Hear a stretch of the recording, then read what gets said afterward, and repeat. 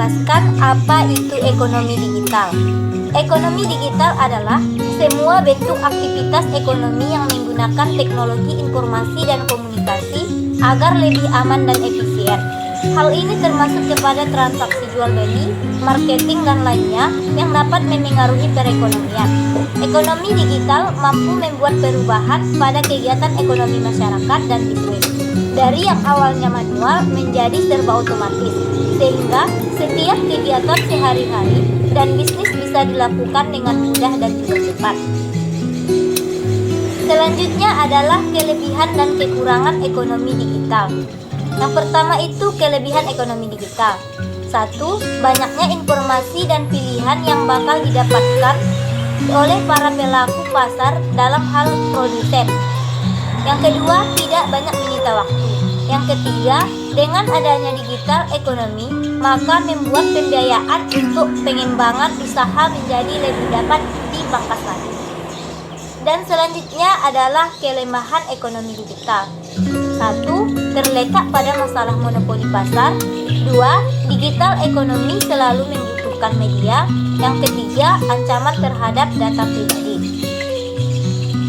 Selanjutnya adalah peluang bisnis ekonomi digital. 1. Peluang untuk bisnis transportasi. Ekonomi digital membuat bisnis transportasi online semakin lebih menjanjikan. Yang kedua, peluang untuk bidang kesehatan. Kehadiran ekonomi digital membuat masyarakat Indonesia mulai berpindah menggunakan layanan kesehatan secara online. Yang ketiga adalah peluang untuk perbankan. Perkembangan marketplace dan bisnis kecil yang menyediakan layanan digital banking menjadi semakin dibutuhkan. Yang keempat, peluang untuk UMKM. Adanya perkembangan digital juga membuat peluang yang besar untuk meningkatkan omset UMKM. Selanjutnya adalah contoh perkembangan ekonomi digital dan dampaknya. 1. Transportasi. Dengan adanya perkembangan ekonomi digital, sekarang kita sudah bisa perlu lagi menunggu ojek di pangkalannya. Cukup dengan beberapa klik saja pada smartphone, maka ojek yang kita pesan bisa datang menjemput kita. Yang kedua, kesehatan.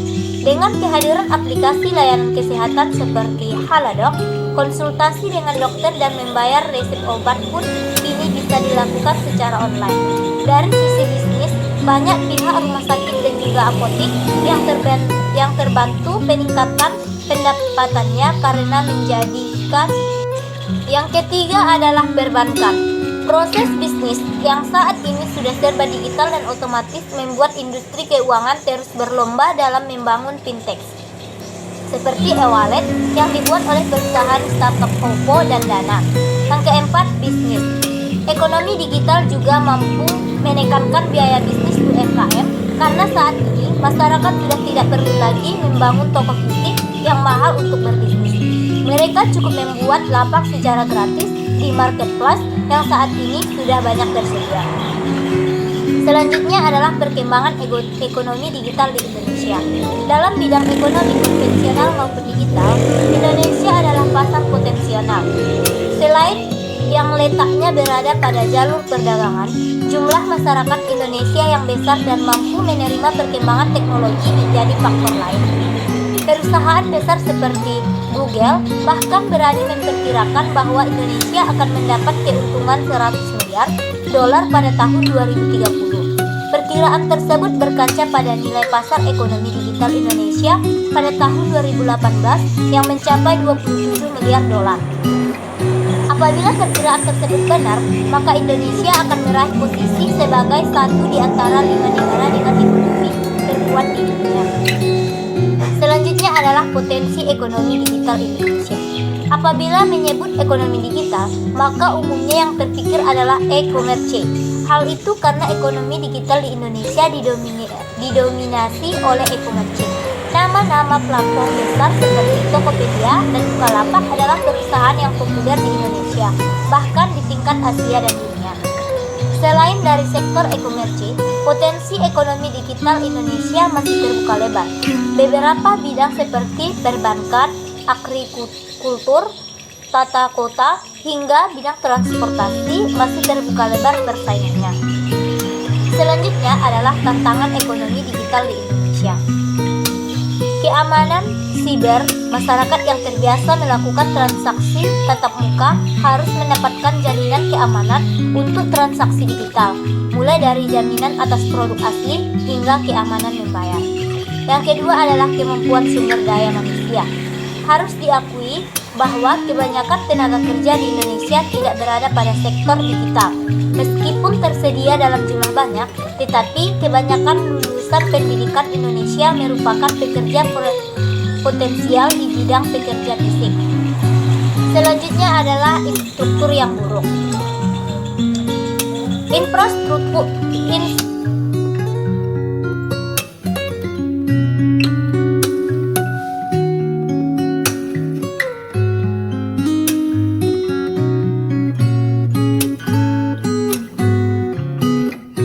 Selanjutnya adalah infrastruktur yang buruk. Infrastruktur internet di Indonesia masih tersentral di beberapa wilayah saja. Beberapa kota besar di ibu kota provinsi umumnya telah memiliki jaringan internet yang stabil. Namun, tidak untuk beberapa wilayah kota kedua atau kota ketiga. Selain internet, masalah transportasi juga mempengaruhi perkembangan ekonomi digital. Meskipun transaksi dapat dilakukan secara online, tetapi pengiriman produk dan sebagainya tetap dilakukan secara manual. Selanjutnya, persaingan produk dari luar negeri. Ketertinggalan Indonesia sudah